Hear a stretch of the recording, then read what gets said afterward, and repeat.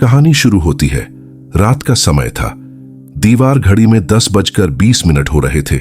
राकेश थका हारा दफ्तर से घर लौटा, हाथ में फाइलें और बैग लटकाए हुए। घर का दरवाजा उसकी पत्नी सविता ने खोला, चेहरा हंसते हुए स्वागत करने वाला, मगर आंखों में कुछ और ही चमक छुपी हुई थी। राकेश अंदर आया, जूते उतारे और सीधे सोफे पर बैठ गया, रोज की तरह थका हुआ। सविता ने तुरंत कहा, आप हाथ मुंह धो लीजिए, मैं खाना लगाती हूं। राकेश ने हामी भरी और बाथरूम की ओर चला गया। सविता ने रसोई में जाते ही जल्दी से उसकी प्लेट में खाना सजाया, दाल, रोटी, सब्जी और साथ ही एक गिलास पानी। लेकिन इस बार उस खाने में सिर्फ नमक मिर्च नहीं था, उसमें नींद की गोली का चूरा भी मिला हुआ था। यह उसका रोज का खेल बन चुका था। राकेश बाहर आया, खाना खाने बैठ गया। सविता ने बड़े प्यार से उसके सामने बैठकर कहा, आज बहुत थके हुए लग रहे हो, जल्दी खा लो, फिर आराम करना। राकेश ने बिना शक किए खाना शुरू कर दिया। चंद मिनटों में वह खाना खाकर सीधा बेडरूम में गया। तकिए पर सिर रखते ही नींद ने उसे अपनी गिरफ्त में ले लिया। सविता ने धीरे से मुस्कुराकर उसके चेहरे की ओर देखा और फुसफुसाई, सो जाओ राकेश, सो जाओ, अब मेरी बारी है जीने की। उसने जल्दी से मोबाइल उठाया और किसी नंबर पर कॉल लगाया। आ जाओ, सब तैयार है। कुछ देर बाद दरवाजे की घंटी बजी। सविता ने दरवाजा खोला तो सामने अरमान खड़ा था, वही आदमी जिससे उसका महीनों से अफेयर चल रहा था। अरमान घर में दाखिल हुआ और दोनों के बीच की दूरी पलों में खत्म हो गई। अब तक राकेश को कभी शक नहीं हुआ था। वह समझता था कि उसकी पत्नी बेहद संस्कारी, वफादार और प्यार करने वाली है, लेकिन हकीकत यह थी कि सविता का मन अब राकेश में नहीं रहा था। उसके लिए अब जिंदगी का मतलब सिर्फ अरमान था। रोज का यही खेल चलता। दिन भर राकेश मेहनत करता, रात को दफ्तर से लौटकर खाता और फिर बेहोशी में डूब जाता, और उसी नींद की आड़ में सविता अपने प्रेमी के साथ जिस्मानी खेल खेलती।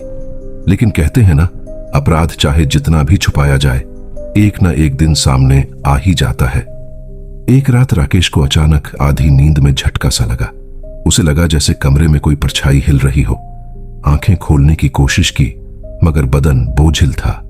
नींद की दवा का असर था, लेकिन उसने धुंधली आंखों से देखा, दरवाजा आधा खुला है और बाहर से किसी मर्द की परछाई अंदर जा रही है।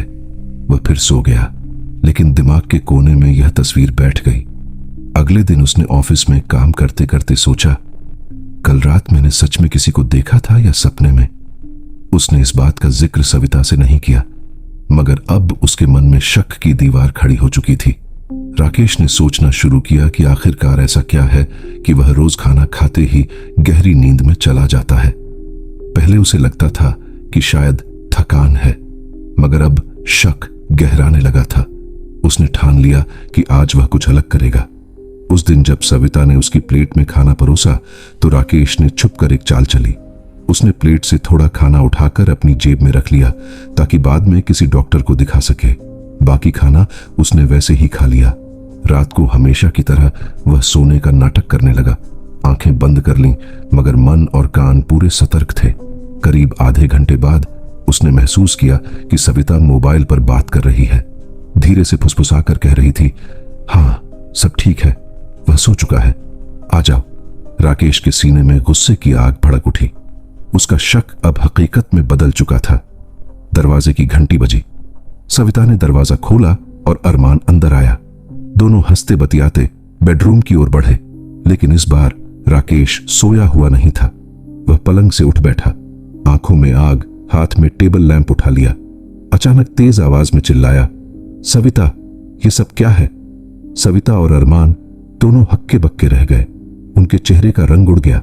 सविता ने हकलाते हुए कहा, आप जाग गए? राकेश गुस्से से कांप रहा था। इतने दिनों से यही चल रहा है, मुझे नींद की दवा खिलाकर और इस कमीने को घर बुलाकर। अरमान ने बात संभालने की कोशिश की। देखिए राकेश, गलत मत समझिए, लेकिन राकेश अब बेकाबू था। उसने लैंप उठाकर सीधे अरमान पर फेंक दिया। लैंप उसके सिर पर लगा और खून बहने लगा। सविता चिल्लाई, नहीं राकेश, उसे मत मारो। मगर राकेश सुनने के मूड में नहीं था। गुस्से और धोखे ने उसके होश उड़ा दिए थे। उसने पास पड़ी बेल्ट उठाई और अरमान की पिटाई शुरू कर दी। अरमान जमीन पर गिर पड़ा था। उसके सिर से खून बह रहा था और वह कराह रहा था। राकेश बेल्ट से वार करता जा रहा था। मेरे घर में, मेरी आंखों के सामने। औरत, तू इतनी गिर सकती है? सविता डर से कांप रही थी, मगर फिर भी उसने हिम्मत जुटाई। बस करो राकेश, तुम समझते क्यों नहीं? मैं अब तुम्हें प्यार नहीं करती। तुम सिर्फ काम में डूबे रहते हो, मुझे वक्त नहीं देते। मुझे जरूरत थी किसी अपने की, और वो मुझे अरमान में मिला। यह सुनते ही राकेश का दिल जैसे चाकू से चीर दिया गया। उसकी आंखों में आंसू थे, मगर गुस्से में बदला मिला हुआ। जिंदगी भर ईमानदारी से जिया, मेहनत की, और तूने ये इनाम दिया? गोलियां खिला खिलाकर मुझे बेवकूफ बनाया। अरमान कराहते हुए बोला। राकेश, मारना हो तो मुझे मारो, सविता का कोई कसूर नहीं। राकेश ने उसकी गर्दन पकड़ ली। अब मुझे सिखाएगा हरामी? वह जोर से गला दबाने लगा। सविता चीखी। नहीं, छोड़ दो उसे, प्लीज। उसने पानी का जग उठाकर राकेश के सिर पर मारा। राकेश लड़खड़ा गया और अरमान किसी तरह उठकर भागने लगा, लेकिन दरवाजे पर ही राकेश ने उसे पकड़ लिया। धक्का मुक्की हुई और उसी धक्के में अरमान का सिर दरवाजे के पास लगी लोहे की कुंडी से टकरा गया। खून की धार फूट पड़ी। अरमान वहीं गिर पड़ा, शरीर ढीला। सविता सन्न रह गई। हे भगवान, ये तुमने क्या कर दिया? राकेश हाँफ रहा था, हाथ कांप रहे थे। मैंने जानबूझकर नहीं। ये तो। कमरे में सन्नाटा छा गया, सिर्फ खून की गंध और सविता की तेज सांसें। अब सबसे बड़ा सवाल सामने था, अरमान की लाश का क्या किया जाए? सविता डर से पागल हो रही थी। पुलिस को पता चला तो सब खत्म हो जाएगा, मेरी जिंदगी, तुम्हारी इज्जत। राकेश ने ठंडी सांस ली। तेरी वजह से ही यह सब हुआ, तेरा धोखा, तेरा झूठ। अब भुगत भी तू ही करेगी। लेकिन पल भर बाद उसने सोचा, अगर उसने पुलिस को सब बता दिया तो उसका घर, नौकरी, समाज सब तबाह हो जाएगा। वह सोचने लगा कि इस राज को हमेशा के लिए दफन करना ही होगा। रात के 2:30 बज चुके थे। राकेश और सविता दोनों ने मिलकर अरमान की लाश को प्लास्टिक में लपेटा। दोनों के हाथ कांप रहे थे। डर था कि कोई पड़ोसी जाग न जाए। राकेश ने गाड़ी निकाली और दोनों ने लाश को डिक्की में डाल दिया। चलो, शहर के बाहर ले चलते हैं। सविता बार बार रो रही थी। ये सब मेरी गलती है, मुझे माफ कर दो। राकेश चुपचाप गाड़ी चलाता रहा, आंखों में नफरत थी। शहर से दूर एक सुनसान खेत के पास गाड़ी रोकी। अंधेरे में दोनों ने गड्ढा खोदा और अरमान की लाश को दफना दिया। मिट्टी डालने के बाद राकेश बोला, आज से इस बात का जिक्र जुबान पर मत लाना, वरना तू भी यहीं गाड़ दी जाएगी। सविता कांप उठी, लेकिन अपराध कभी छुपता नहीं। अगले ही दिन मोहल्ले में पुलिस पहुंची। अरमान के घर वालों ने गुमशुदगी की रिपोर्ट लिखाई थी। पड़ोसियों ने बताया कि उसे अक्सर सविता के घर आते देखा गया था। पुलिस ने राकेश से पूछताछ की, क्या अरमान से आपकी पत्नी की जान पहचान थी? राकेश ने नजरें झुका ली। मुझे नहीं पता, शायद ऑफिस का कोई दोस्त रहा हो। सविता ने हकलाते हुए कहा, वो कभी कभी आता था। बस इतना ही। पुलिस चली गई, मगर शक का धुआं घर के ऊपर मंडराने लगा। दिन बीतते गए, लेकिन राकेश के दिल में शांति नहीं आई। हर रात उसे अरमान का चेहरा दिखता, उसकी कराहती आवाज सुनाई देती। एक दिन शराब के नशे में उसने सविता से कहा, तुझे लगता है मैंने तेरी गलती माफ कर दी? नहीं, अब तो तेरी सजा शुरू होगी। सविता डर से सिहर गई। क्या मतलब? राकेश ने ठंडी हंसी हंसी। तूने मुझे धोखा दिया, अब मैं तुझे अपनी कैदी बनाकर रखूंगा। घर से बाहर कदम मत रखना, तेरी दुनिया बस यहीं तक है। उसने घर में ताला जड़ दिया। बाहर जाते समय दरवाजा बंद करता, खिड़की पर लोहे की जाली लगवा दी। सविता के लिए वो घर अब कैद खाना बन गया। लेकिन किस्मत को कुछ और ही मंजूर था। करीब 1 हफ्ते बाद खेतों में काम करने वाले मजदूरों को मिट्टी से झांकता हुआ एक हाथ मिला। पुलिस पहुंची, खुदाई की गई और अरमान की लाश बरामद हुई। पोस्टमार्टम रिपोर्ट आई, सिर पर गहरे घाव के निशान। पुलिस सीधी राकेश और सविता के घर पहुंची। आप दोनों को हमारे साथ चलना होगा। सविता तो वहीं बेहोश होकर गिर पड़ी। राकेश ने एक गहरी सांस ली और कहा, हां, मैंने ही मारा है उसे। वो मेरे घर में मेरी इज्जत लूटने आया था। लेकिन पुलिस ने पूरा सच उगलवाया। गोली, धोखा, अफेयर, सब कुछ सामने आ गया। अब राकेश जेल की सलाखों के पीछे था और सविता भी। अदालत में दोनों के चेहरे पर शर्म और पछतावा था। जेल की ठंडी दीवारों के बीच राकेश का पहला दिन किसी बुरे सपने जैसा था। चारों ओर अजनबी चेहरे, कंठीली नजरें और लोहे की सलाखों के पीछे घुटन भरी हवा। वह सोच रहा था, क्या यही मेरी जिंदगी का अंत है? मैंने मेहनत करके ईमानदारी से जीना सीखा था, लेकिन एक धोखे ने सब खत्म कर दिया। दूसरी ओर सविता महिलाओं वाली बैरक में बैठी थी, आंखें सूजी हुई, चेहरे पर पछतावे की परत। उसने सोचा, अगर उस रात मैंने राकेश को दवा न दी होती, अगर मैंने अरमान को बुलाया ना होता, तो क्या सब ठीक रहता? जेलर ने दोनों से अलग अलग बात की। अब तुम्हारी जिंदगी यहां की दीवारों में कटेगी, बाहर की दुनिया भूल जाओ। कुछ महीनों तक राकेश हर रात नींद में करवटें बदलता। अरमान का खून से सना चेहरा उसे बार बार याद आता। सपनों में वही आवाज गूंजती, राकेश, तूने मुझे क्यों मारा? राकेश पसीने पसीने होकर उठ बैठता, लेकिन उसके पास न भागने की जगह थी, न किसी से कहने को शब्द। वहीं सविता की हालत और बुरी थी।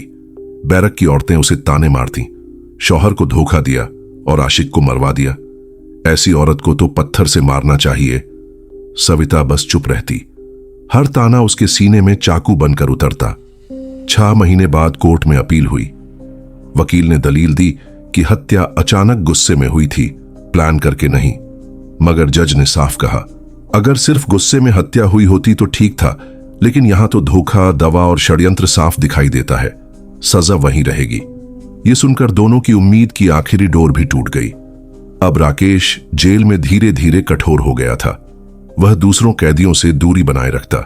उसका चेहरा हमेशा उदास और आंखें सुन्नी सुनी सी। एक दिन एक कैदी ने उससे कहा, भाई, तू इतना चुप क्यों रहता है? राकेश ने ठंडी सांस ली। जब इंसान अपनी ही जिंदगी खुद बर्बाद कर ले तो बोलने लायक कुछ बचता ही नहीं। सविता की हालत और बदतर थी। उसने कई बार सोचा कि वह खुदकुशी कर ले, मगर जेल की निगरानी में उसे मौका नहीं मिला। एक रात उसने चुपचाप जेल की कोठरी की दीवार पर खरोंचते हुए लिखा, अगर मैंने प्यार के नाम पर धोखा न किया होता तो शायद आज मैं आजाद होती। साल बीतते गए। राकेश बूढ़ा सा दिखने लगा। बाल सफेद हो गए, आंखों में थकान और चेहरे पर अपराध की लकीरें गहरी हो गईं। एक दिन जेलर ने उसे बुलाया। तुम्हारे अच्छे व्यवहार के चलते तुम्हारी सजा कम कर दी गई है, अब तुम अगले साल बाहर जा सकते हो। राकेश चुप रहा।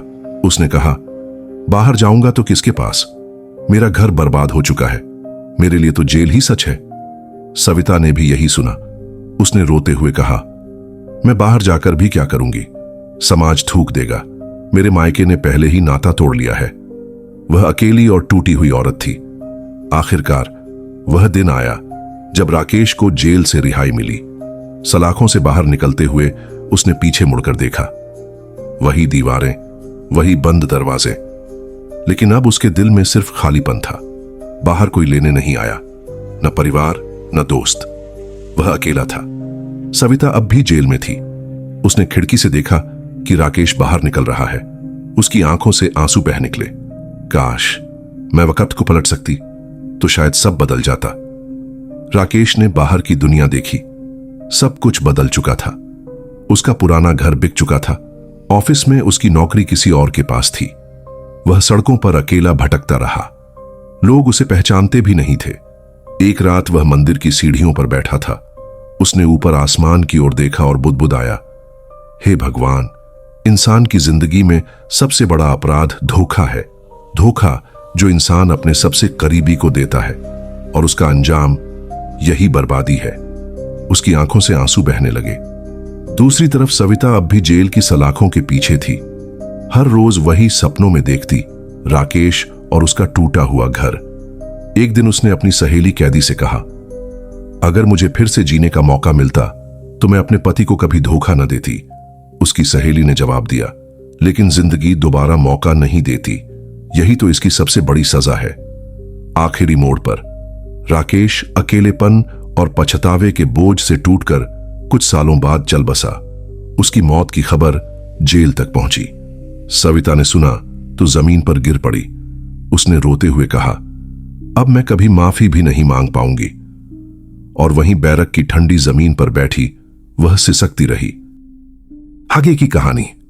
सविता की आंखों से आंसू रुक ही नहीं रहे थे। जेल की सलाखों के पीछे बैठी वह बस यही सोच रही थी कि राकेश को आखिरी बार गले लगाकर माफी मांगने का मौका क्यों नहीं मिला।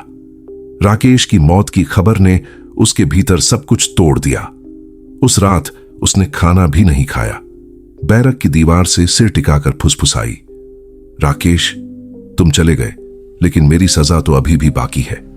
तुम्हें खोकर ही मुझे समझ आया कि असली गुनाह क्या होता है। कुछ हफ्तों बाद जेल में उसकी तबीयत बिगड़ने लगी। डॉक्टर ने बताया, सविता, तुम्हें दिल की बीमारी है।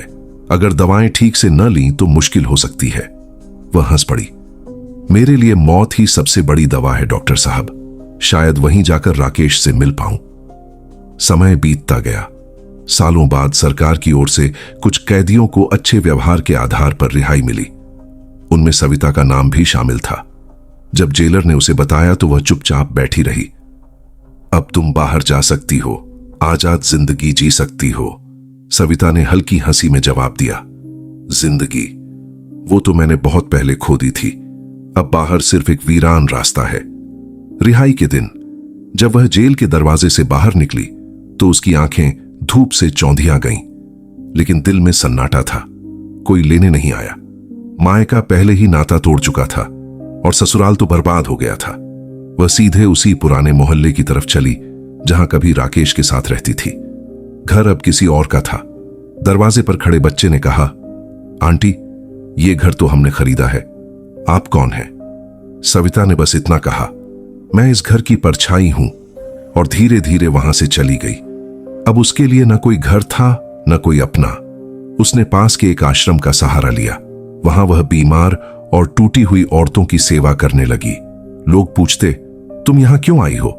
वह मुस्कुराकर कहती, क्योंकि धोखा और अपराध इंसान से सब कुछ छीन लेता है। मैं चाहती हूं कि कम से कम दूसरों की मदद करके अपनी रूह को हल्का कर सकूं। लेकिन रात को जब सब सो जाते, वह अकेले मंदिर की सीढ़ियों पर बैठकर आसमान की ओर देखती। उसकी आंखों से आंसू बहते और होठों पर बस एक नाम आता, राकेश। कुछ साल बाद एक सर्दी की रात आश्रम के लोगों ने देखा कि सविता अपने कमरे में शांत लेटी हुई है। हाथों में राकेश की एक पुरानी तस्वीर थी जिस पर आंसुओं के धब्बे पड़े थे। उसकी सांसें थम चुकी थीं।